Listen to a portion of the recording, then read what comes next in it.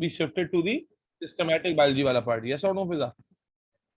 Yes sir, I remember. ठीक है ना. इसके बाद तो जब हमारा ये सिस्टमैटिक बायोलॉजी वाला पार्ट खत्म होगा, यानी ये 3 चैप्टर्स हैं, इसके बाद फिर हमारे पास डाइजेस्टिव और रिप्रोडक्टिव सिस्टम है, then we have a plant section to deal with, and उसके बाद फिर मिसलेनियस चैप्टर्स हैं. और मिसलेनियस चैप्टर जो छोटे छोटे दरमियान में और आ रहे हैं, वो चैप्टर्स आप जनवरी में जो है ना स्टार्ट कर देंगे, उसके लिए अलग क्लासेस लगाएंगे. वो चैप्टर्स आपको साइड साथ साथ कराए जाएंगे, ताकि जो है ना by the mid of February और एंड ऑफ फरवरी आपका बायोलॉजी का सिलेबस पूरा हो जाए. केमिस्ट्री हम इंशाल्लाह मिड ऑफ फरवरी तक पूरा करेंगे, और बायोलॉजी जो है वो एंड ऑफ फरवरी तक इंशाल्लाह. ठीक है जी. तो ये सीन है सारा.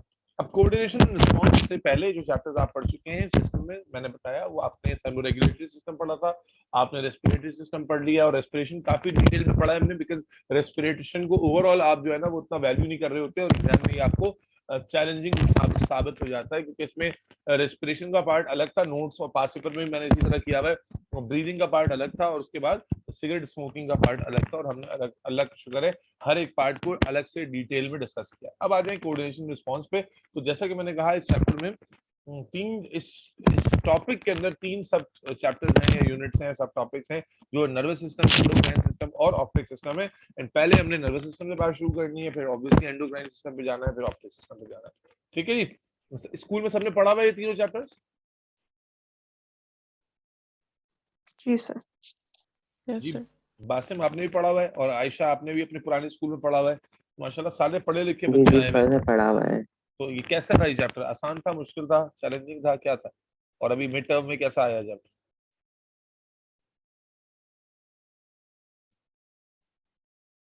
जी Fiza, how was this chapter in sir particular? At first challenging था, लेकिन फिर जब समझ आ गया तो I had fun doing it. अच्छा, क्या फन किया भाई, हमें भी बताएं, क्या फन आया आपको? बायोलॉजी आपको तो यूजुअली बायोलॉजी बोरिंग लगती है. नहीं अच्छा, वो तो मेरे साथ बोरिंग. चलिए आगे चलते हैं. नर्वस सिस्टम की बात हम कर रहे हैं मेरे बच्चे. नर्वस सिस्टम में सबसे पहली चीज जो हमें सीखनी है ना, वो नर्वस सिस्टम नहीं है, बल्कि हमें अपनी बॉडी के बारे में ये जानना जरूरी है कि हमारी बॉडी में जब हम कंट्रोल की बात करते हैं और कोऑर्डिनेशन की बात करते हैं, हमारी बॉडी में जब हम कंट्रोल की बात करते हैं, हमारी बॉडी में जब हम कंट्रोल की बात करते हैं या हम कोऑर्डिनेशन की बात करते हैं, तो हमारी बॉडी में इस काम कोऑर्डिनेशन और कंट्रोल के काम के लिए एक सिस्टम नहीं है बल्कि 2 सिस्टम. हमारी बॉडी में जब हम कोऑर्डिनेशन और कंट्रोल का वर्ड इस्तेमाल करते हैं ना, इस कोऑर्डिनेशन और कंट्रोल को अंजाम देने के लिए हमारी बॉडी में 2 सिस्टम्स काम करते हैं. एक को हम नर्वस सिस्टम कहते हैं, एक को एंडोक्राइन कहते हैं. तो इस चैप्टर का जो पहला लर्निंग ऑब्जेक्टिव है ना, वो है to compare both of these systems. In brief comparison जरूरी है दोनों सिस्टम्स का. तो हम क्या करते हैं, सबसे पहले एक तरफ हेडिंग लगा ली हमने नर्वस सिस्टम की,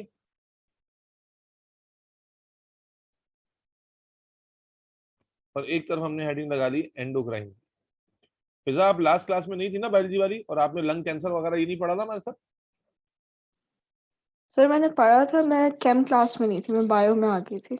अच्छा, वैसे कोई क्लास मिस हो जाती तो कभी रिकॉर्डिंग का आप बोलती नहीं है, मतलब जरूरत ही नहीं है ना, बस फॉर ग्रांटेड लेके चलना है. जरूरत क्या है, पढ़ा दिया था स्कूल वालों ने. सर मैंने सर अवेश से मांगा था, फिर मैं आपसे मांगना भूल गई. सर अवैस से मांगा था भाई, वो कहाँ से देंगे? रिकॉर्डिंग मेरे लैपटॉप में होती है, उनके पास से कहाँ आएगी? उनके पास कहाँ से आएगी? ओहो क्या कर रही हो. चलो ऐसा नहीं करो, बड़ी काम आएगी रिकॉर्डिंग, बाद में अफसोस रहेगा कि यार ये चीज सर ने क्लास में डिस्कस की थी, क्लास सुनी भी होती है. Nervous system, system. मेरे बच्चे पहली चीज जो दोनों में हमें समझनी है कि दोनों मिलकर आपकी बॉडी में कोऑर्डिनेशन कंट्रोल कर रहे हैं. ठीक है. हालांकि अगर थोड़ा सा हम एज देना चाहें तो नर्वस सिस्टम के पास एज है अथॉरिटी वाइज, लेकिन सिर्फ नर्वस सिस्टम ही नहीं है, बल्कि नर्वस सिस्टम के साथ एक और सिस्टम बहुत स्ट्रांगली कोऑर्डिनेट करता है, आपकी बॉडी को कंट्रोल करता है, बैलेंस में रखता है, and that is what we call endocrine system. आइए दोनों को कंपेयर करें. बेटा नर्वस सिस्टम जो है हमारी बॉडी का वो सिस्टम है जो हमारी बॉडी में इलेक्ट्रिकल कम्युनिकेशन के लिए रिस्पॉन्सिबल है. हमारी बॉडी में it is responsible for, yes please, electrical communication. यानी ये सिस्टम हमारी बॉडी को electric by means of electrical signals control करता है, जबकि जो एंडोक्राइन सिस्टम है ये हमारी बॉडी को केमिकल कम्युनिकेशन या कोऑर्डिनेशन से कंट्रोल कर रहा है. तो पहला जो पॉइंट है समझने का, वो ये है कि एक सिस्टम इलेक्ट्रिकल सिग्नल के थ्रू कंट्रोल करता है बॉडी को, और एक सिस्टम जो है वो केमिकल सिग्नल्स के थ्रू कंट्रोल करता है। जो इलेक्ट्रिकल सिग्नल्स यहाँ जनरेट होते हैं इस सिस्टम में, उन इलेक्ट्रिकल सिग्नल्स को हम इंपल्सेस कहते हैं। जबकि यहां जो केमिकल सिग्नल जनरेट होते हैं बच्चों एंडोक्राइन सिस्टम में, उन केमिकल सिग्नल्स को हम हार्मोन्स कहते हैं। हार्मोन्स का नाम सुना हुआ है? So hormones are actually those chemical signals generated by endocrine system to chemically coordinate or control the body. इसी तरह यहां इलेक्ट्रिकल सिग्नल्स जो इंपल्सेस कहलाती हैं, जनरेट जिन सेल्स में होती हैं, उन्हें हम न्यूरॉन्स कहते हैं।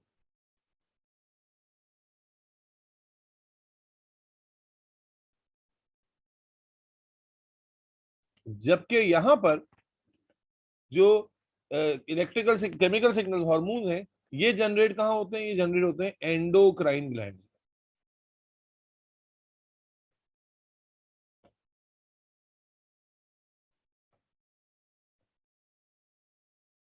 इसी तरह यहां जो इंपल्सेस ट्रेवल करती हैं, वो ट्रेवल करती हैं थ्रू नर्व्स।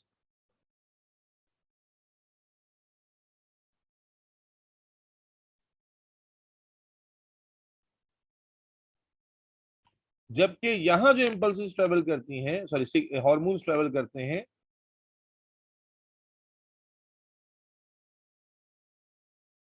वो करते हैं ट्रेवल थ्रू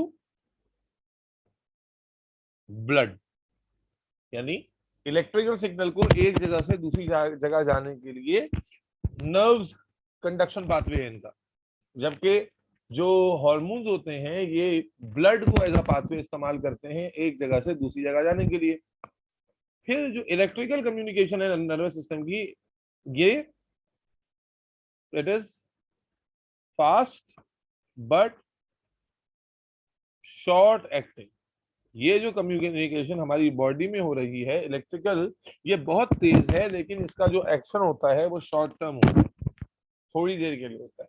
जबकि ये जो सिस्टम है ये काम तो स्लो करता है बट फॉर लॉन्ग ड्यूरेशन। क्या मतलब इसका? देखो, अगर मैंने अपना हाथ हिलाना है तो मेरे हाथ को हिलाने के लिए 1 सेकंड में कई बार अलग अलग सिग्नल्स जाएंगे हाथ तक, ताकि वो हाथ को सही उसी तरह हिला सके जैसे मैं चाह रहा हूं। एक सिग्नल जाके पूरा काम नहीं करेगा, बल्कि उस जगह पर जिस जगह से काम लेना है मल्टीपल सिग्नल्स वहां भेजने पड़ेंगे, क्योंकि जो हर सिग्नल से इंपैक्ट क्रिएट होता है बहुत थोड़ा सा होता है। जबकि अगर हम हार्मोन की बात करें तो आप देखते हैं कि जब आप खाना खाते हैं इंसुलिन रिलीज होता है, तो एक बार जो इंसुलिन रिलीज होता है वो 3 से 4 घंटे 5 घंटे के लिए काफी होता है, बल्कि 6-8 घंटे के लिए काफी होता है। तो आप देखते हैं कि हार्मोन्स का जो एक्शन है, एंडोक्राइन सिस्टम का जो एक्शन है, वो काफी लॉन्ग टर्म चल रहा होता है, जबकि जो इंपल्सिस का एक्शन है वो बहुत थोड़ा सा ड्यूरेशन के लिए होता है। तो बेटा ये एक बेसिक कंपैरिजन मैंने किया, और भी पॉइंट्स हो सकते हैं, लेकिन ये ओ लेवल्स के लिहाज से बहुत बेहतर है कि ये वो पॉइंट्स हैं जिन पर आप कंपेयर कर सकते हैं between endocrine and nervous system, कि दोनों ही कंट्रोलिंग यूनिट्स हैं आपकी बॉडी के, लेकिन दोनों का जो मीन्स ऑफ कम्युनिकेशन है वो टोटली डिफरेंट है। एक बहुत तेज सिस्टम है जो इंपल्सेस के थ्रू कम्युनिकेट कर रहा है, और दूसरा जो है वो केमिकल सिग्नल्स के थ्रू जो है ना वो कम्युनिकेट कर रहा है। Am I clear to everybody? Yes, sir. Yes, sir. जी बासिम जानी किथे हो?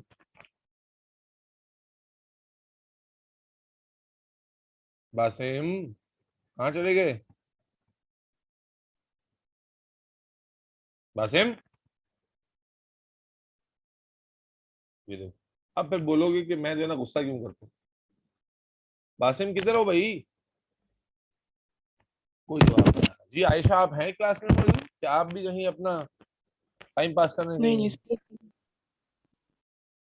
नहीं तो आयशा और फिजा, तुम्हारी आवाज को ना माइक पर पहचानना बड़ा मुश्किल काम है, बहुत मुश्किल काम है। फिजा, आपको आयशा की आवाज अपनी आवाज ऐसी नहीं लगती? नहीं सर। मुझे तो लगती है बिल्कुल एक जैसी लगती है। खैर, नर्वस सिस्टम क्या है? अब चलो नर्वस सिस्टम करते हैं। बेटा आपको शायद मालूम होगा कि नर्वस सिस्टम आपकी बॉडी में प्रेजेंट जो सिस्टम्स हैं उनमें it is one of the very complex system. Nervous system एक इंतहाई कॉम्प्लेक्स सिस्टम है और इसीलिए नर्वस सिस्टम को, क्योंकि ये एक बहुत कॉम्प्लेक्स सिस्टम है, मेडिकल दुनिया के अंदर भी neurology is one of the most difficult field of specialization. Specialities medical में जितनी भी मेडिसिन में बनी हुई है उसमें neurology is one of the most difficult field of speciality, क्योंकि बहुत कॉम्प्लेक्स है। तो जब एक सिस्टम इतना कॉम्प्लेक्स होता है तो उसे एक तरीके से डिस्कस करना मुमकिन नहीं है, क्योंकि उसकी बहुत सारे एंगल्स होते हैं। इसीलिए अब मैं आपको नर्वस सिस्टम की क्लासिफिकेशंस बताऊंगा डिफरेंट बेसिस पर, ताकि आपको नर्वस सिस्टम के मुख्तलिफ एस्पेक्ट्स का आइडिया हो।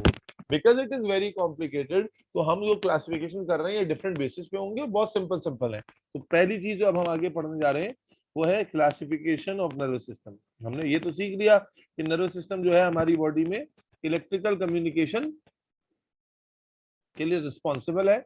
अब इस नर्वस सिस्टम को हम कई अलग अलग तरीकों से क्लासिफाई करने की बात कर रहे हैं। पहली जो क्लासिफिकेशन है नर्वस सिस्टम की,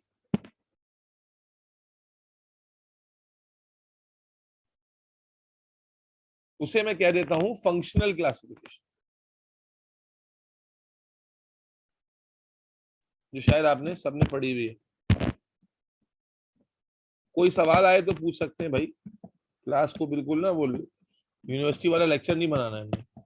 फंक्शनली बेटा नर्वस सिस्टम को जब हम कैटेगराइज सर, जी बेटा मैं बोल रहा था मेरे इंटरनेट का इशू हो रहा है, आप इस क्लास की रिकॉर्डिंग भेज दी मुझे, इसलिए मैं फिर आ नहीं पाया था।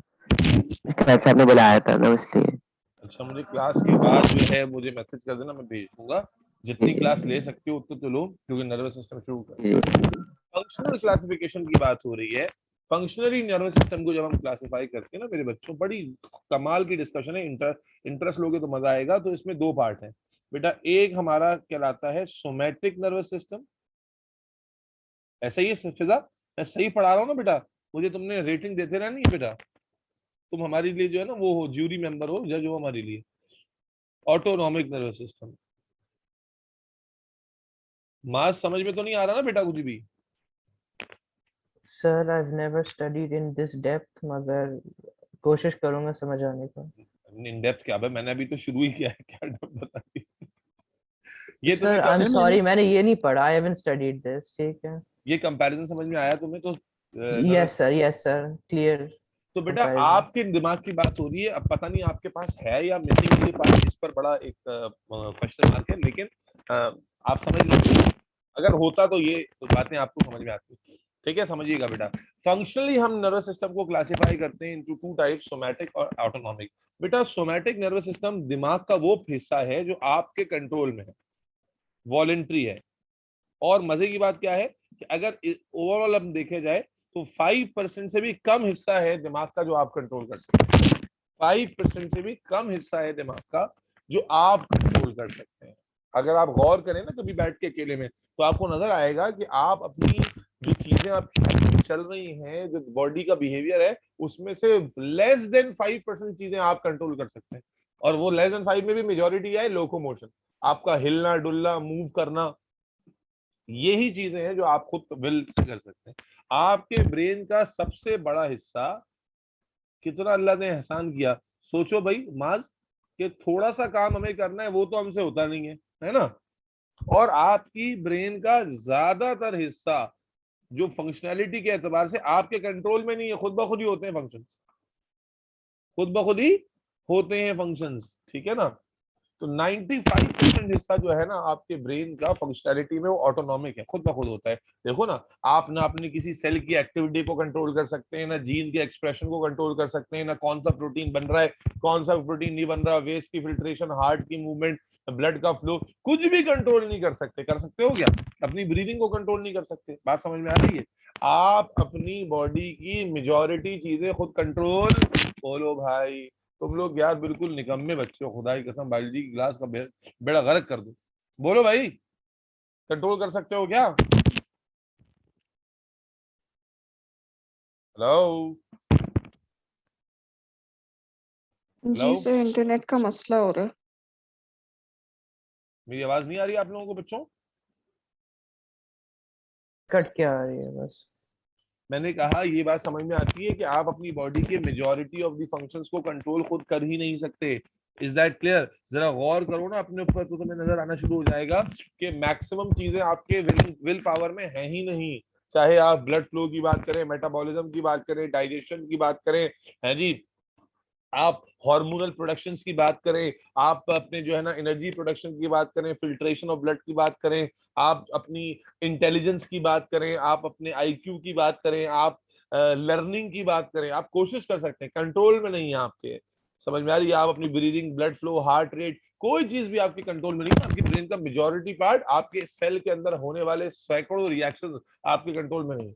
कितना बड़ा अल्लाह का एहसान है। हम लोग तो तसव्वुर ही नहीं कर सकते कि अगर हमें खुद उसको प्लान करके करना होता तो आप खुद सर आई सोचते कि कांट। मेरी आवाज नहीं आ रही बिल्कुल भी। आ रही है मैं।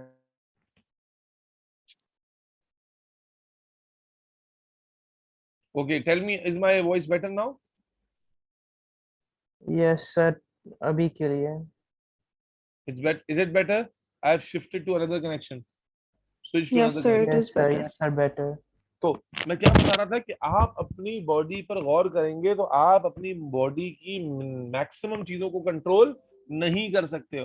और मैं कह रहा था अल्लाह ताला का कितना बड़ा एहसान है कि अगर आप सोचें, हम जब अपना रूटीन प्लान करते हैं, 10 चीजें लिखते हैं कि आज ये करेंगे, उस 10 में से 5 ही कर पाते हैं, 5 भूल जाते हैं। आप सोचें कि अगर सारे फंक्शन हमें खुद प्लान करके करने होते तो आप सोचें कि कितने हजारों फंक्शन होते जो एक दिन में हमें प्लान करके उसको एग्जीक्यूट करना होता और कोई ना कोई रह जाता। पता चला मास्टर साहब आप सांस लेते तो खाना खाना भूल जाते, खाना खाते तो सांस लेना भूल जाते। आप समझे क्या होता? मतलब लाइफ आप इमेजिन नहीं कर सकते। अल्लाह रब्बुल इज्जत का बेइंतहा एहसान है। क्या है बेटा? हमारी मैक्सिमम चीजों को ऑटोनॉमिक कंट्रोल पे रखा है। यस और नो?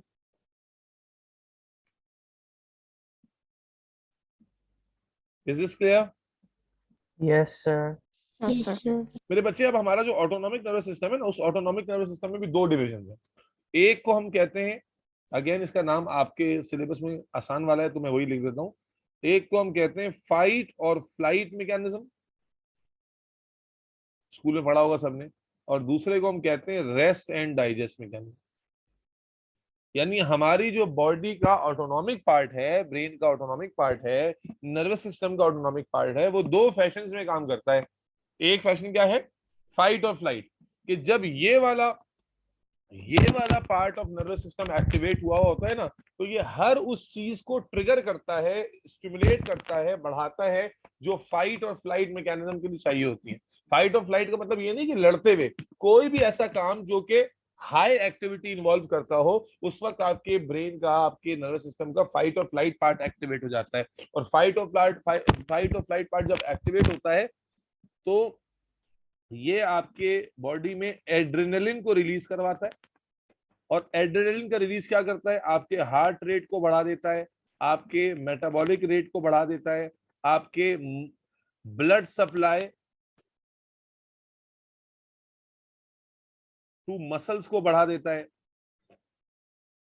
है जी, आपकी ब्लड प्रेशर को बढ़ा देता है, आपके रेस्पिरेटरी रेट को बढ़ा देता है, आपकी ग्लूकोज अवेलेबिलिटी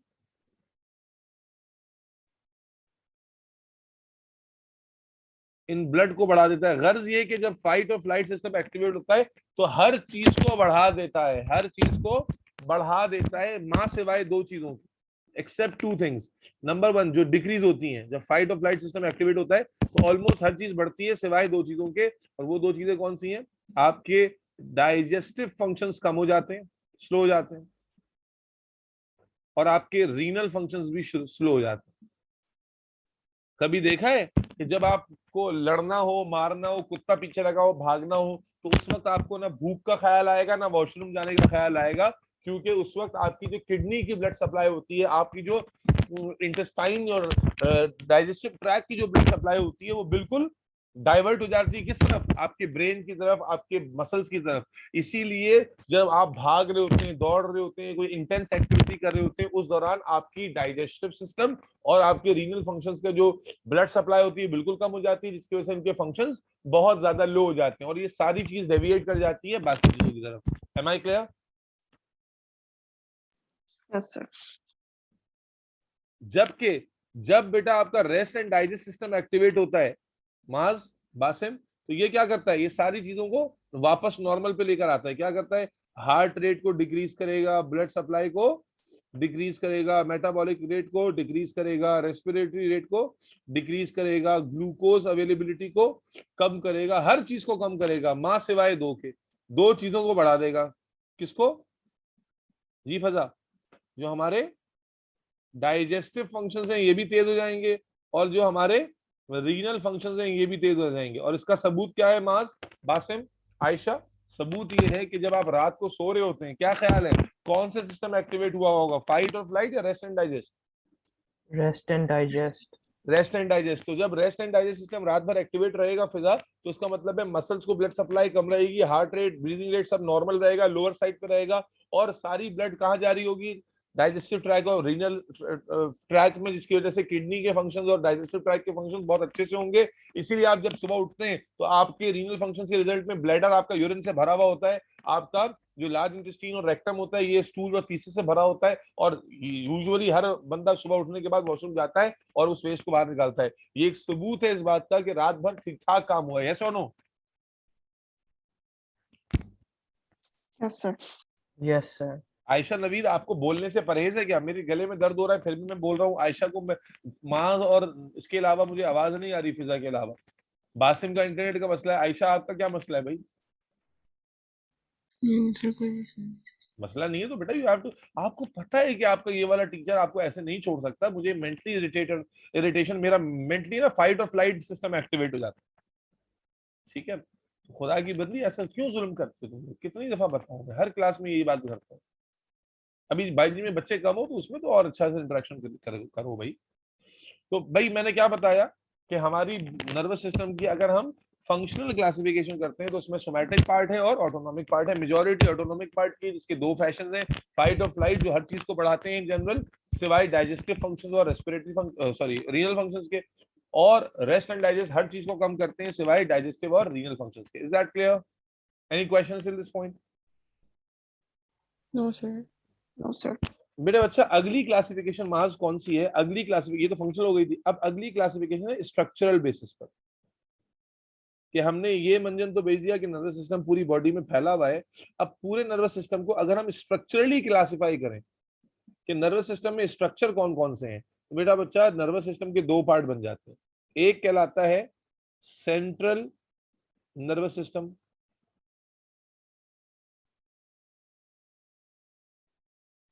सीएनएस, और दूसरा कहलाता है अपना, क्या नाम है तुम्हारा फिजा? तुम्हें याद आ रहा है, स्कूल में सब पढ़ा हुआ है माशाल्लाह तुमने? Yes, sir. मैं गलत तो नहीं पढ़ा रहा कहीं पर? No, sir. Of course not.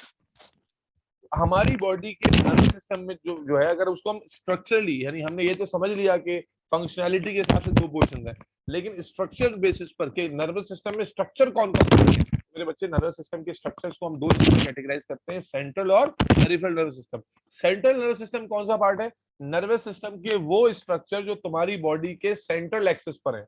Central axis का मतलब क्या होता है? अगर आप आईने के सामने खड़े हो जाएं और अपनी बॉडी का सेंटर निकालें, और सेंटर निकालकर जितने भी नर्वस सिस्टम के स्ट्रक्चर आपके सेंट्रल एक्सिस पे मौजूद हैं वो सीएनएस में आते हैं। और कौन से स्ट्रक्चर जो आपकी बॉडी के सेंट्रल एक्सिस पे मौजूद है? दो हैं, ब्रेन और स्पाइनल कॉर्ड।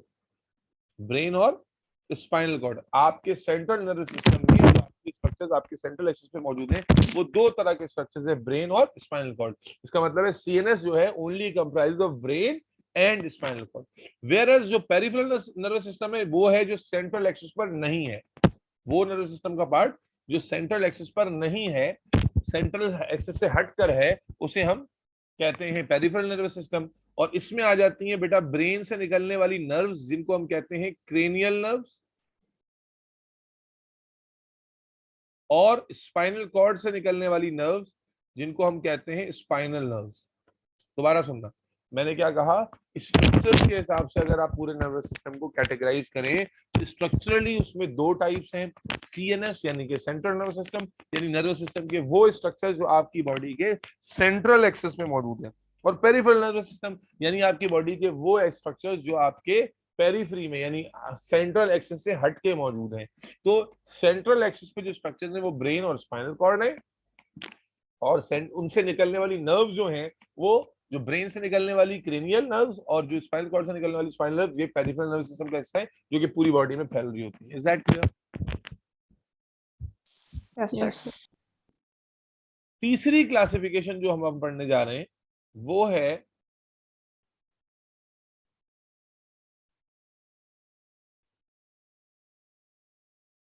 सेल्यूलर बेसिस पर।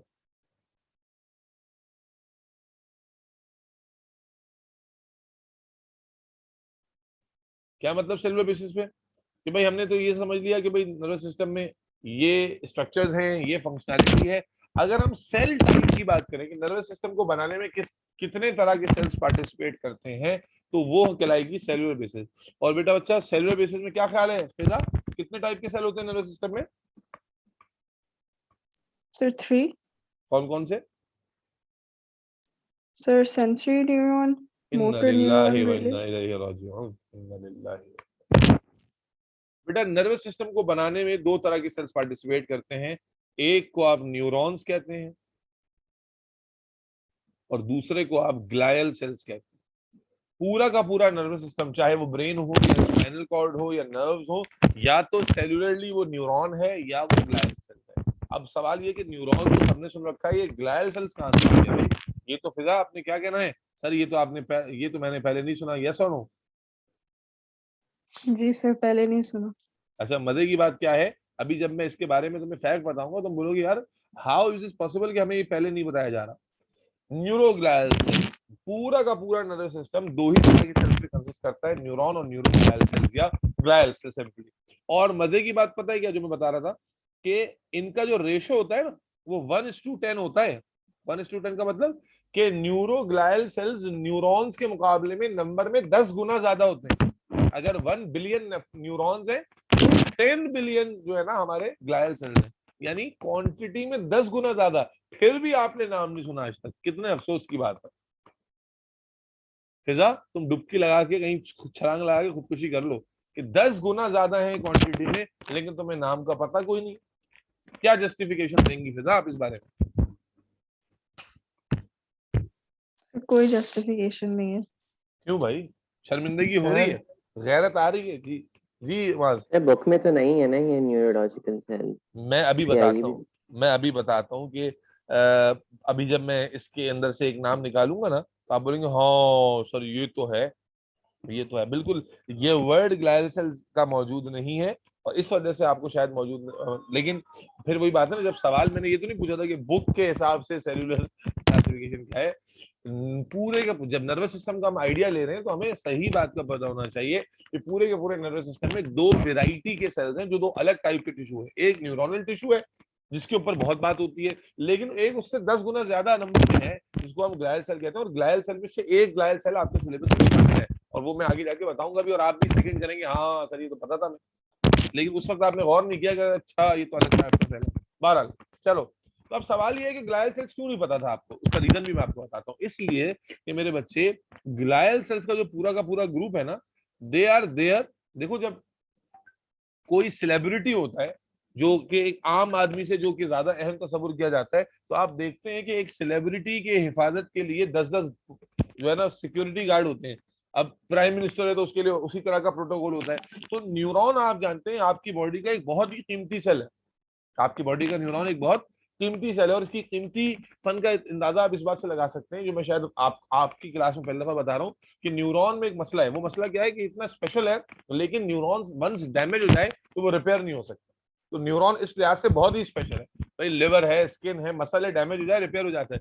न्यूरॉन के अंदर रिपेयर का मैकेनिज्म नहीं होता, इसलिए अगर न्यूरॉन जो है ना डैमेज हो जाता है, डीजनरेट हो जाता है, तो न्यूरॉन रिपेयर नहीं हो सकता। ये न्यूरॉन का एक बहुत बड़ा फ्लॉ है। ठीक है, तो इतना इंपॉर्टेंट स्ट्रक्चर है, सेल है, लेकिन अल्लाह ताला ने इसमें रिपेयर का मैकेनिज्म खत्म कर दिया। रिपेयर नहीं कर सकता न्यूरॉन। ठीक है, न्यूरॉन की जो माइटोसिस रिपेयर वाली होती है ना, वो नहीं होती न्यूरॉन में। तो मालूम हुआ कि डैमेज हो गया तो गए। इसीलिए आप जानते हैं जितने भी न्यूरो डीजनरेटिव डिजीज होते हैं उनका इलाज नहीं होता, यानी वो डिजीज जिसमें न्यूरॉन डैमेज हो जाए उनका इलाज नहीं है। सिम्टोमेटिक मैनेजमेंट है, इलाज नहीं, क्योर नहीं।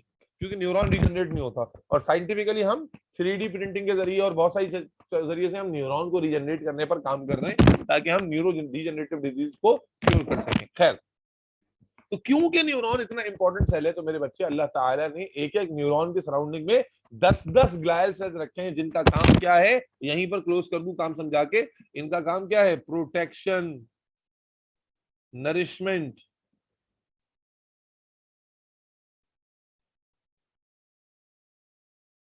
सेक्रीफाइस।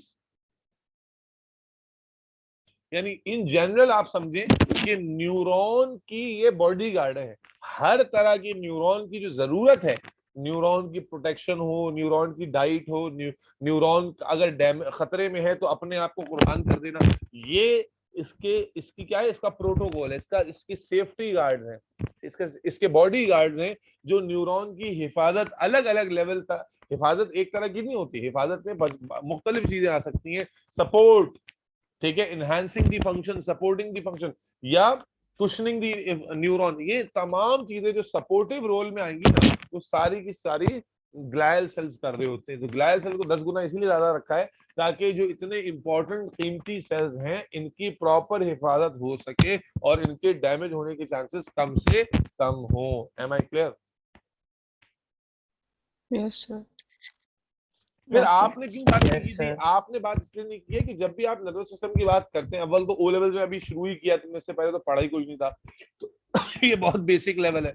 दूसरा, आप जो नर्वस सिस्टम की बात करते हैं वो बात करते हैं फंक्शनल सेल्स की। तो जाहिर नर्वस सिस्टम में इलेक्ट्रिकल सिग्नलिंग की बात हो रही है और वो इलेक्ट्रिकल सिग्नल न्यूरॉन में होते हैं, इसलिए आप न्यूरॉन के ऊपर फोकस कर रहे होते हैं और ग्लायल सेल्स की यूजुअली बात अलग से नहीं की जाती। लेकिन बहरहाल आपको इंशाल्लाह आप जिंदगी में आगे मैं जरूर याद आऊंगा जब किसी टीचर को आप अनएक्सपेक्टेडली ये जवाब देंगे कि सर ग्लायल सेल्स भी होते हैं। वो जरूर पूछेगा कि भाई तुम्हें कैसे पता, और तुम उस वक्त चौड़े हो जाओगे, बोलोगे सर मैंने गूगल पे पढ़ा था, है ना? क्या ख्याल है मास ख्वाजा, तुमने तो उस वक्त नंबर ले जाने हैं खुद। Yes, sir. बड़े कमीने हो भाई, भाई बता सकते थे कि सर मेरे सर ने बताया था मुझे, तुझसे नहीं है। अच्छा जी, अब आ अच्छा जाएंगे। सर, हाँ बोलो। अब बेसिकली ये एनालॉजी सेलिब्रिटी का भी होता है कि एग्जांपल अगर कोई अटैक हो जाए तो जो बॉडी गार्ड्स है ना, दे सैक्रिफाइस फॉर द, मतलब समझ लें कि celebrity, and then you can like replace it in a